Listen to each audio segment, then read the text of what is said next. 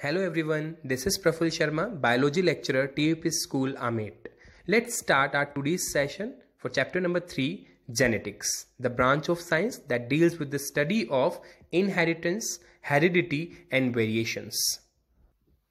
In this session, we will understand some genetic terminologies in detail. Let us start with our first terminology, allele. Allelomorph or allele was used for the factor representing the two alternate forms of a gene. Let us understand this with an example.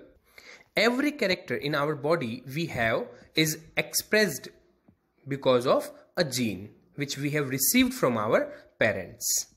Every character, for example, eye color, gene I have received from Mama and Papa both.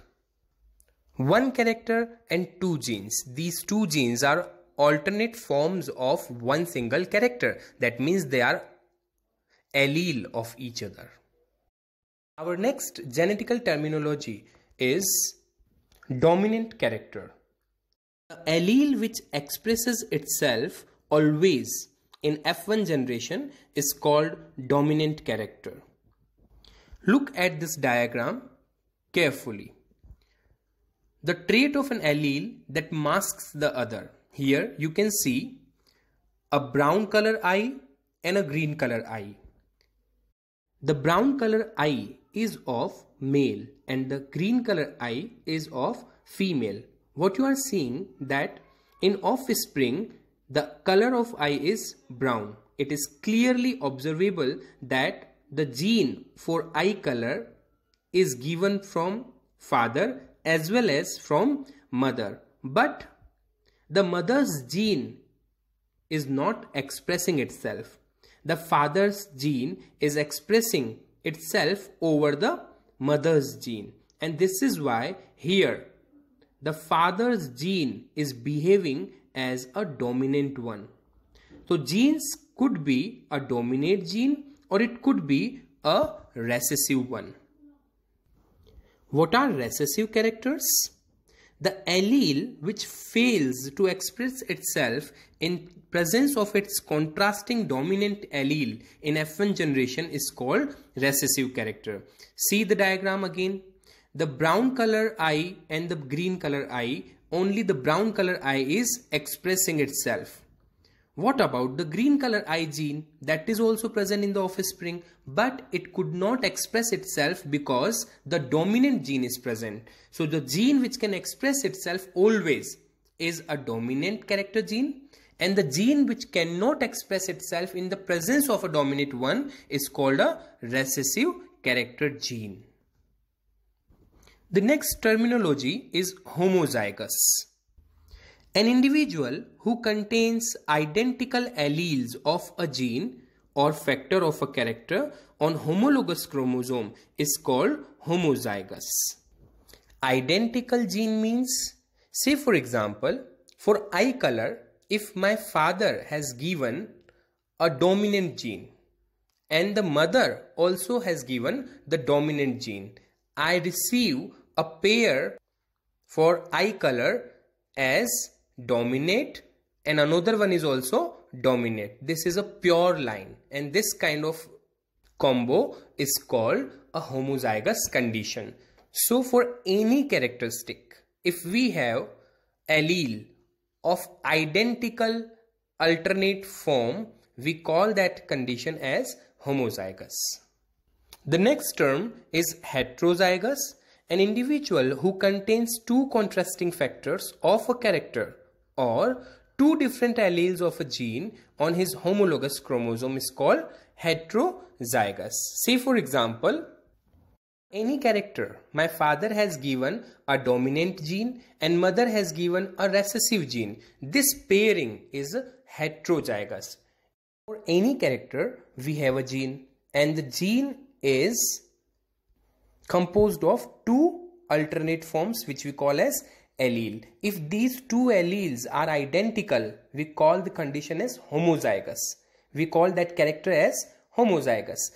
And if the two alleles are non-identical to each other, then we call it a heterozygous condition. Our next terminology is phenotype. External appearances and functional traits of a living organism produced due to the interaction of genes and environment is called phenotype. For example, tall plants can be homozygous or heterozygous. Here tallness is the phenotype. Simply means all the characteristics which are visible, which are observable, which we can see from our naked eyes are phenotypes. For example, height of a person, color of a person, shape of an item, all these characters are observable. You can see these characteristics simply by your naked eyes, and these characteristics are called phenotype. Look at the diagram. The color of eye is also a phenotype because you just can see the color differences in the eyes, and it's a phenotype because it is observable. Genotype. Genetic constitution of any living organism is called its genotype.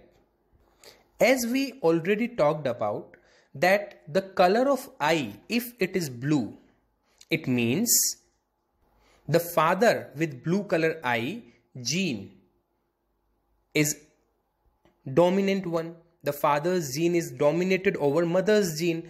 But it could be possible that both the mother and father has given the dominant genes, or one of them is dominant, another is recessive. In both the condition, my eye color will remain as blue.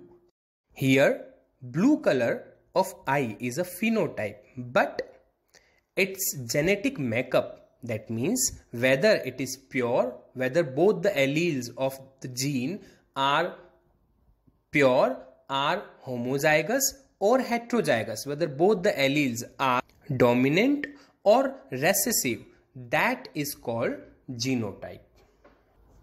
To study the patterns of heredity, to study which characteristics are passed to the next generation or are inherited, which are not inherited, Mendel chose pea plant, and he chose pea plant with some contrasting characteristics. Then he allowed the plants to reproduce with each other to generate offspring. For this, he did some experiments. The cross made to study the inheritance of a single pair of allele for factor of a character and is called monohybrid cross. Simply means study of inheritance of only a single character at a time is called monohybrid cross. For example, choosing a plant with tall and dwarf height. Here Mendel has chosen only one character, that is the height, and now he will trace the path of its heredity, inheritance of this characteristics to the multiple generations. So in this observation, what he is observing or what he will observe for many generations is just the height, only one character at a time. This type of study is called monohybrid cross. Dihybrid cross, it is a cross made to study the inheritance of two pairs of factor or alleles of two genes and is called dihybrid cross. Again, it means that at a time he is choosing two characteristics and will observe their inheritance in the next generation. All other characteristics, whether they are going or not, doesn't matter. He will take care only of those two characteristics which he has chosen to, whether they are getting inherited or not, what is going on with those two characteristics, only that will be observed. This is what is called dihybrid cross. A trihybrid cross means at a time Mendel will study three characteristics and their inheritance and the patterns. And polyhybrid cross means when you are going to study or observe multiple characteristics, their inheritance pattern and so on. Here we are done with our today's topic. I'll be here soon. Have a nice day.